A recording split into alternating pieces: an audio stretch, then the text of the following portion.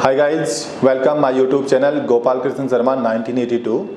आज मैं आपके सामने एक छोटी सी कविता हरिवंश राय बच्चन जी की मैं लेके आया हूँ। और हरिवंश राय बच्चन जी जो हमारे फिल्म अभिनेता हैं अमिताभ जी, उनके पिताजी थे और उनका देहांत हो गया है। और उन्हीं की छोटी कविता है जिसका शीर्षक है मेरे पास में, गिरना भी अच्छा है ना। गिरना भी अच्छा है, औकात का पता चलता है, बढ़ते हैं जब हाथ उठाने को अपनों का पता चलता है ना। इसमें क्या लिखा है कि मनुष्य हमेशा उन्नति करता रहे और कभी भी उसके जीवन के अंदर दुख आए ही नहीं तो उसको दुखों का एहसास नहीं होता। इसलिए कवि ने यहाँ पर हरिवंश राय बच्चन जी ने बताया है कि मनुष्य का गिरना अर्थात उसके जीवन में दुखों का आना भी आवश्यक है। क्यों? क्योंकि दुखों के आने से या गिरने से या उसको ठोकर के लगने से उसकी अपने आप को उसके औकात का पता चलता है कि मेरी औकात कितनी है ना।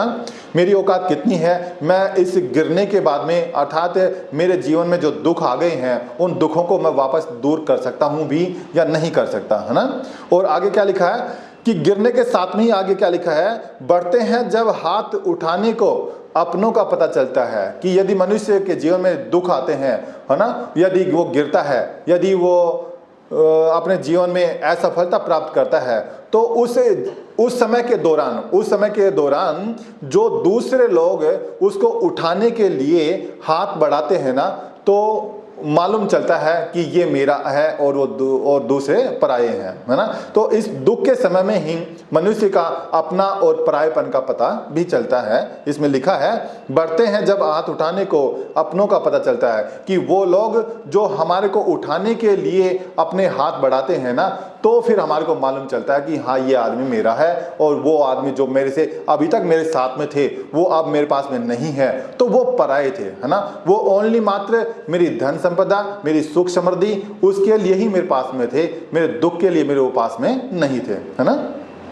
आगे मैं पढ़ता हूं, जिन्हें गुस्सा आता है वो लोग सच्चे होते हैं। कितना सुंदर लिखा है ना कि जो डरपोक होता है, भीरू होता है ना, वो आदमी तो प्यार से अपना काम निकालता चलता है क्योंकि उसके पीछे उसका कुछ ना कुछ लोभ रहता है ना। और जिस आदमी को गुस्सा आता है, जिस आदमी को सत्य बोलने का शक्ति है उसके अंदर, वो सत्य बोलेगा और गुस्सा आएगा ना, वो आदमी किसी से डरेगा नहीं और वो सच्चा आदमी है। और सच्चे आदमी को ही अक्सर गुस्सा आता है ना।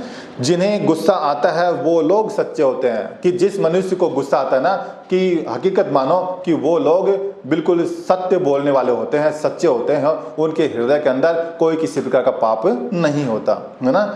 मैं झूठों को अक्सर मुस्कुराते हुए देखा है। मैं बताया अभी थोड़ी देर पहले कि झूठे जो लोग होते हैं ना, जो हमेशा मुस्कुराते रहते हैं, और झूठे लोगों के जीवन में ही इस कलयुग के अंदर अच्छी सुख समृद्धि आपको देखने को मिलेगी। लेकिन ये निश्चित मानो कि झूठे जो लोग होते हैं ना, वो कुछ समय के लिए ऐसे ही सुख सुविधाओं का भोग प्राप्त करते हैं, लेकिन अंत समय में उनकी हार होती है और सत्य मनुष्य की ही वापस जीत होती है। जैसे मैंने झूठों को अक्सर मुस्कुराते देखा है। अब लास्ट में पंक्ति पढ़ूंगा, सीख रहा हूं अब मैं भी इंसानों को पढ़ने का हुनर, है ना।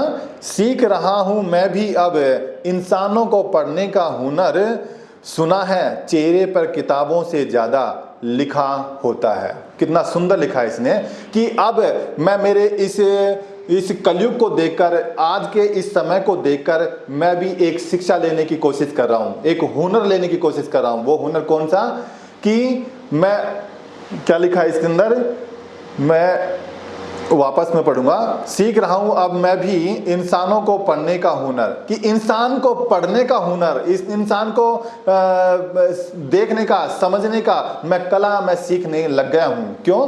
क्योंकि आजकल किताबों में कम पढ़ने को मिलता है और किताबों के बहुत ज़्यादा उसके इंसान के फेस पे पढ़ने को ज़्यादा मिलता है ना। यदि कोई इंसान मेरा है, पराया है, या उसने कोई किसी प्रकार की गलती की है, तो यदि अपने अंदर वो हुनर है, इस इंसान को पढ़ने का हुनर है, तो हम उस हुनर के द्वारा उस इंसान के फेस को पढ़कर ही बता देंगे कि यह इंसान कैसा है, कैसा नहीं है ना। आजकल जो फेस है ना, वो फेस मतलब चेहरा ही इंसान की बुक्स है, चेहरा ही इंसान की किताब है। उस चेहरे को देखकर ही हम समझ सकते हैं कि वो इंसान हमारा है या पराया है, ये हमारे को दुख में साथ देगा या नहीं देगा, या फिर वापस हमारी इस सुख से, जब तक हमारे पास पैसा है, जब तक हमारे पास सुख संपत्ति है, तब तक ही वो हमारे साथ में है, या दुखों में भी हमारे साथ में रहेगा, है ना। इसी के साथ में ये कविता यहीं पर संपन्न करता हूँ, और दूसरी कविता या दूसरी कोई कहानी लेकर मैं आपके सामने दोबारा प्रस्तुत होऊंगा। जब तक के लिए आप सभी को राम राम।